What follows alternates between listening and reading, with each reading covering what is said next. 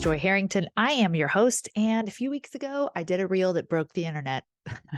Not really, but you know what I mean. It totally went viral, resonated with a lot of people. And the interesting thing was, it was like a reel that came to me when I was walking in the gym and I was just observing. I spend a lot of time observing myself, my relationship, other people, their relationships, so that I can learn things. And something that came to me was, hey, when did Peter become my safe place? Like, clearly, this was a shift and he became like a safe place for me. And I was like, oh, I'm going to talk about that. I'm going to say my husband became my safe place when? And it was just like this little thought that came to me. And I was like, okay, when? And I started making a list of things. And then I put that to a reel and it totally went viral. And a lot of people wanted to know more. A lot of people wanted to know how I did the things that I talked about. So that's what we're going to talk about today. And hopefully, this is going to help you because I know there's a lot of people out there that want more intimacy with their spouse. They want him to feel like a safe place for them. And so let's dive right in. I said, my husband became my safe place when bullet point number one, I told myself his intentions toward me were good, no matter how I felt. This, and people are like, how? How did you do these things? Right? This was in the moment, real time practice. And it took awareness of like when I was being triggered. And it took practice to when I was being triggered to like literally stop in the moment and be like, okay, like his intentions toward you are good. Like your feelings aren't 100% accurate about his intentions, right? Like you can still feel how you want to feel, but what are you making it mean? What's the story you're telling yourself about that? And how are you assuming that he was trying to hurt you or be the bad guy or not listen to you? Like, what is that ongoing story? Because we all have stories in our head that are controlling the narrative. And so I had to become aware of the narrative that I had in my head about him. And it's interesting because it's usually on auto, like autopilot, and we don't even know that it's there until we start sitting down and saying, like, what am I making this mean? So asking yourself, what am I making this mean when you have a conflict, when you feel or when you're hurt, right? When you guys have a disagreement, what am I making this mean about him, right? About his intentions, about who he is to you, right? About your marriage, about what's possible. What are you making it mean? That will be a great starting point for you. And then in the moment, you can remind yourself, like, hey, I don't need to make this mean that. I can choose a different meaning. I can tell myself a different story because that's what it is. It's a story. And I can literally look from a different point of view and see something completely different. So let's pick a different point of view. Also, I did a 7-step forgiveness process couple of years ago when we were doing marriage coaching, and I've done a whole podcast on what it is and what the 7 steps are. I will link it in the show notes for you below. But in that 7-step forgiveness process, you have to dig into taking a neutral perspective of like what actually happened. So let's say you're replaying like a fight that you had. And instead of seeing it from your perspective of like, well, he said he hated my cooking when actually all he said was, this is an interesting dinner, right? Like you have to get really good at being able to separate out the facts versus your internalization of it. And so that's something that's really important with the 7-step forgiveness process is what are the actual facts? How can you change the internalization story and just see the facts for what they are? And then it also has you walk through putting yourself in their shoes. Putting yourself in their shoes, what was their day leading up to it? What were they preoccupied by? Like, where was their headspace? What would cause them to say something like this? What were they feeling? What was their, right? Like, really putting yourself in their shoes. And I had this huge aha moment. And it keeps walking you through more steps where then you also, it's like, where are you being a hypocrite? Like, where are you doing the same thing? Like, where are you actually the perpetrator of this type thing? Not that you're the perpetrator in like abuse or anything like that, but like we are the perpetrator of the story. Again, the internal story that we're telling ourselves about it. So I had a huge aha moment with him a couple of years ago when I went through this 7-step forgiveness process and I realized, oh my gosh, I've had this story about him that's been like literally changing the way I see him and changing the way I see our marriage and changing all my interactions with him, when in reality, this man has continued to show up for me time and time and time again. And he's continued to try and try and try again. And he's continued to be humble, and he's continued to work on himself, right? He's continued to do these things. And I haven't even seen that because I've had this story. And so that was really huge for me in this step. So if you haven't done a process like that with your spouse, I highly recommend it. I will link the podcast in the show notes below. Okay. Point number 2, I said my husband became my safe place when I stopped talking logistics and work when he walked through the door. This one is hard. I feel like when you have kids and you're married and life is just full and chaotic, it's hard to not be like, oh my gosh, you're here. We need to go over the soccer schedule. And then, like, what are we doing about this trip? And what are we doing about date nights? And what are we like? You have all these things that you need to connect about because life happens really quickly. And when you're raising children too, there's a lot going on, right? So you get into a habit of, hey, you just walked in the door. That means we actually have time to connect. So, like, here's all my stuff. Here's my list. I've been waiting for you to get home. Here's my list.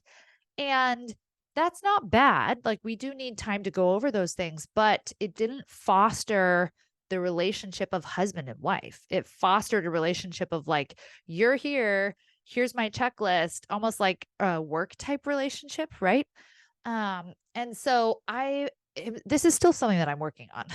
I am not perfect at this, but I choose to have awareness to myself about like, oh, hey, it's like Peter's almost home. I'm cooking dinner, whatever. Yeah, I have these things. I'll make a note on my phone so that I remember them. But when he walks in the door, I'm going to try to literally, deliberately pause, look in his eyes, give him a smile, give him a hug, ask how he is. Not even like, how was your day? It's how are you? Right? So that we can connect as a couple, as friends, as lovers, right? So we can feel like we're seeing each other and having a moment together.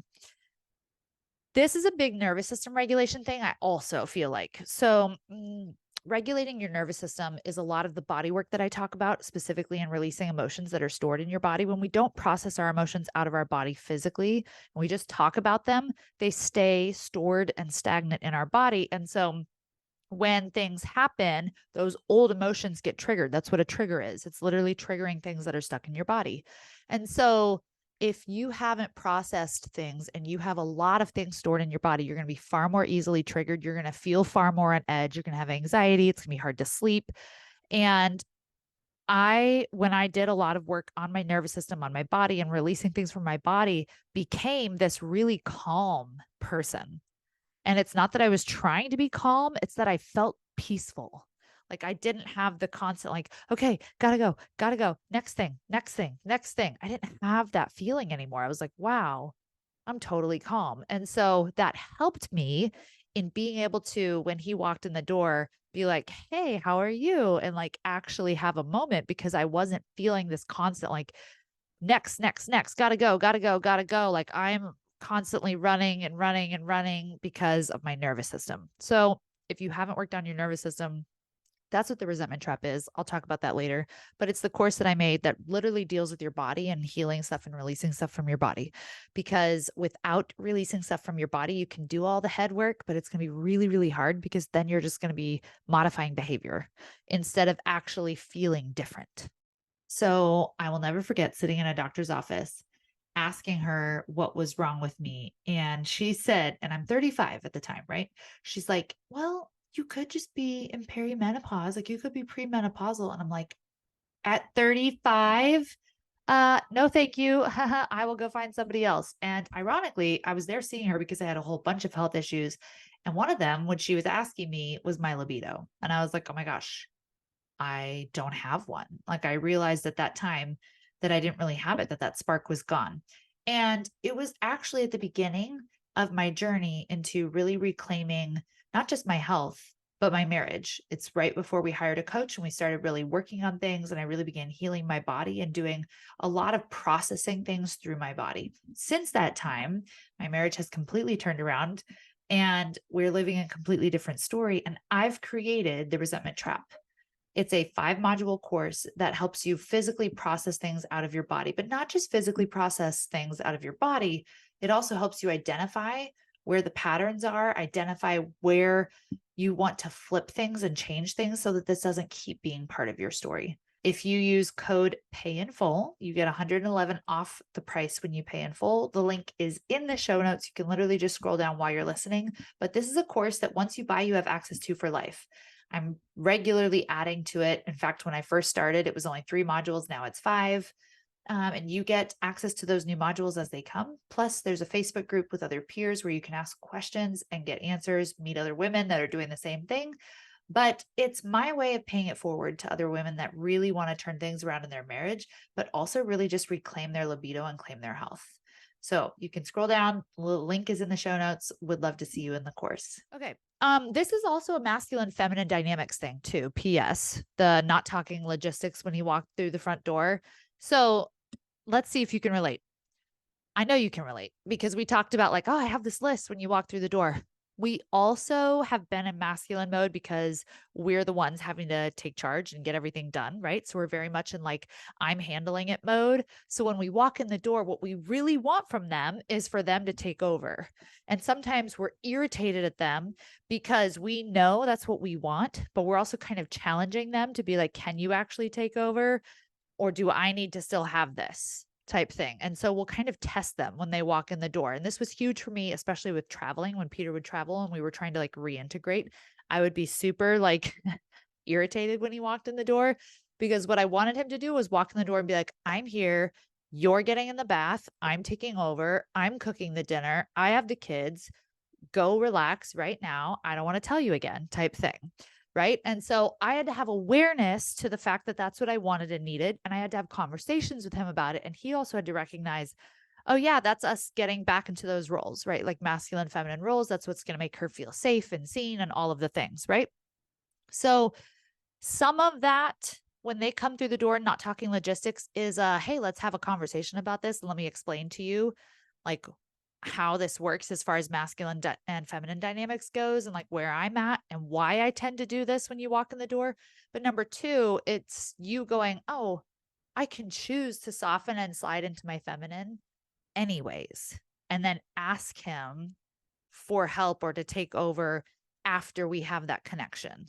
I don't have to be irritated and testing him and being like, it's all up to you to switch the dynamics, right? We always have a choice.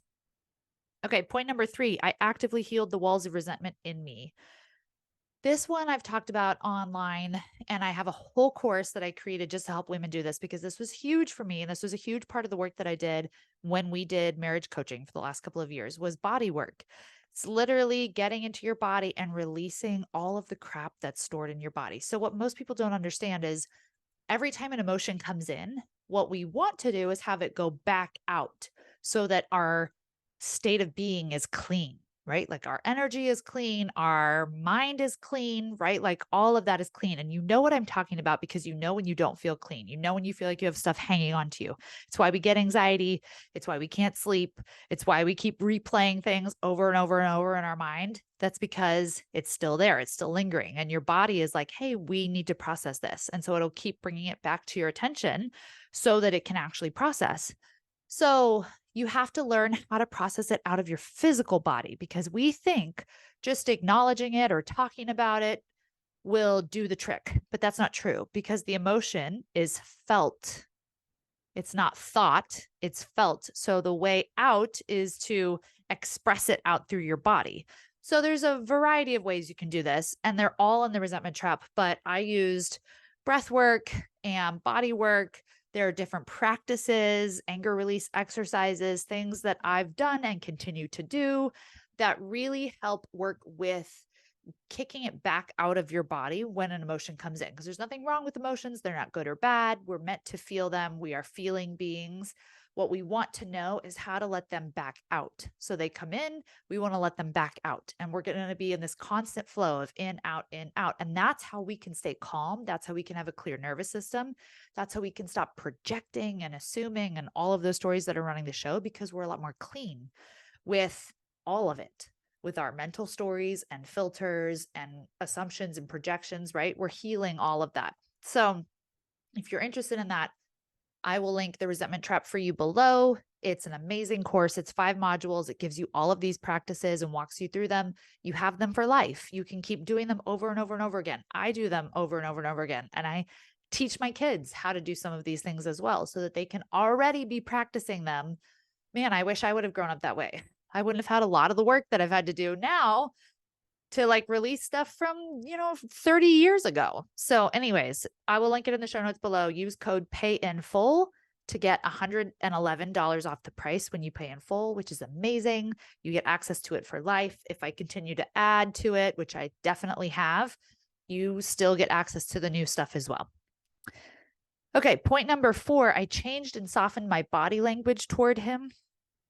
This was a practice in daily life. I didn't realize how much resistance I had in my body physically. And again, this will be also part of releasing that resentment in your body. When you have stuff trapped in your body, you are going to feel like antsy or itchy, or it's going to be really uncomfortable to like look in their eyes for a long period of time or to like hold their hands and face them, right? Like sex will become far less intimate and it will be more of like an act than it will be like a connection, right? And that's just because we have crap stored within us.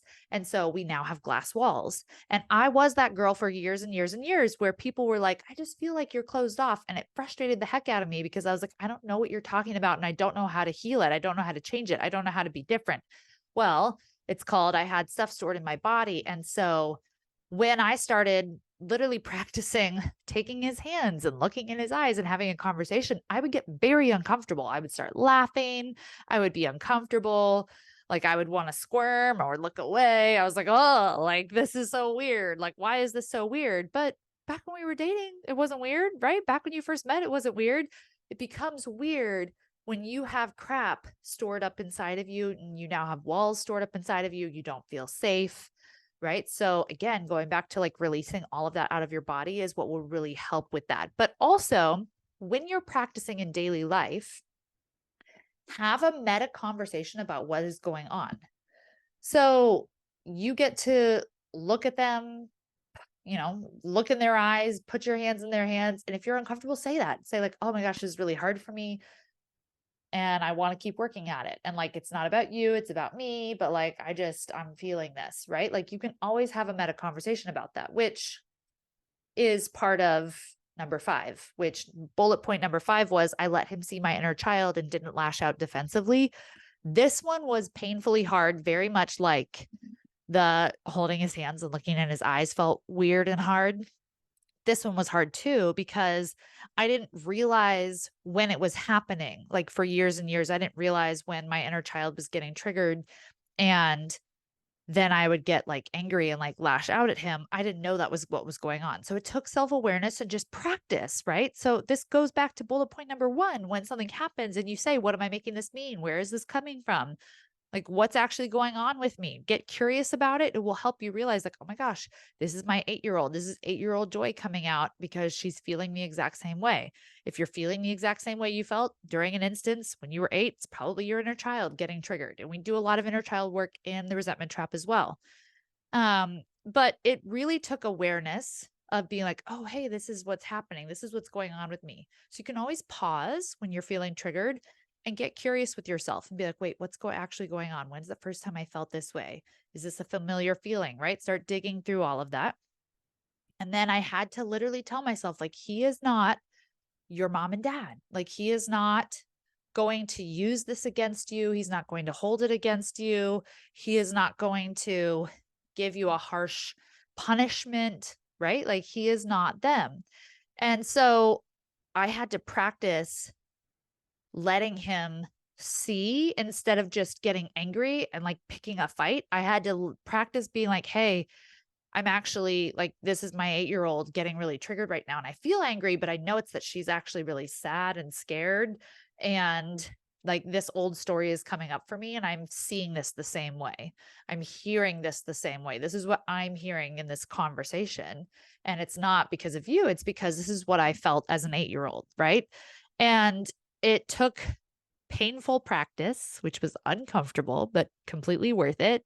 And it also took a meta conversation A meta conversation is always saying what's going on.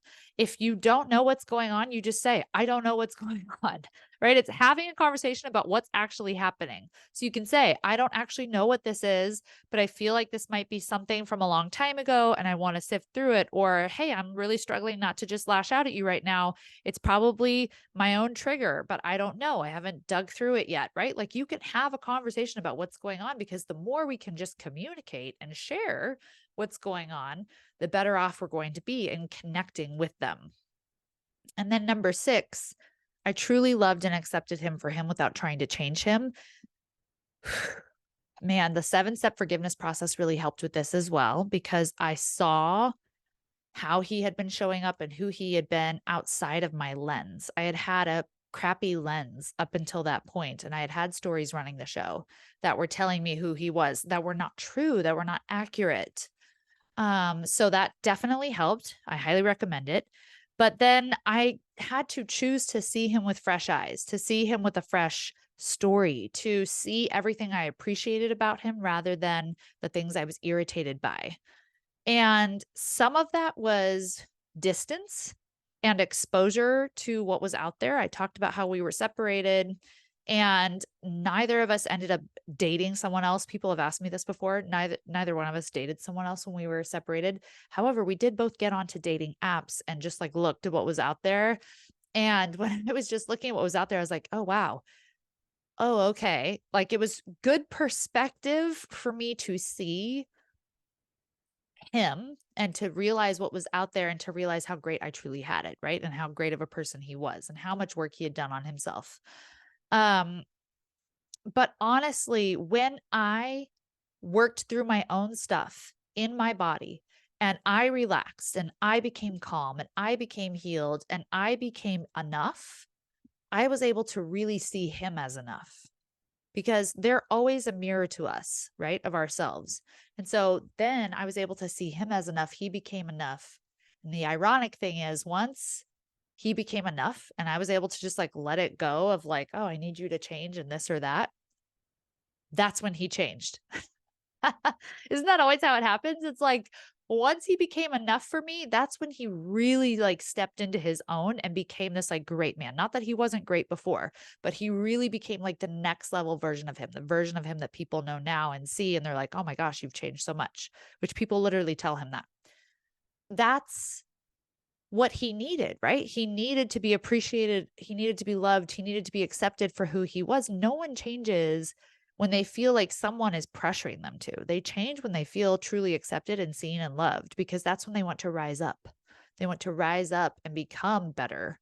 They want to do better because they want to reciprocate what they're feeling that they are receiving. So yeah, that's my 6 bullet points and the hows going with it. Like I said, I will link the podcast episode to the 7-step forgiveness process in the show notes. You can just scroll down while you're listening. And I will also link the resentment trap down below. Remember to use code PAYINFULL to get $111 off the price when you pay in full. Can't wait to see you in the course. And I will see you back on the show next week.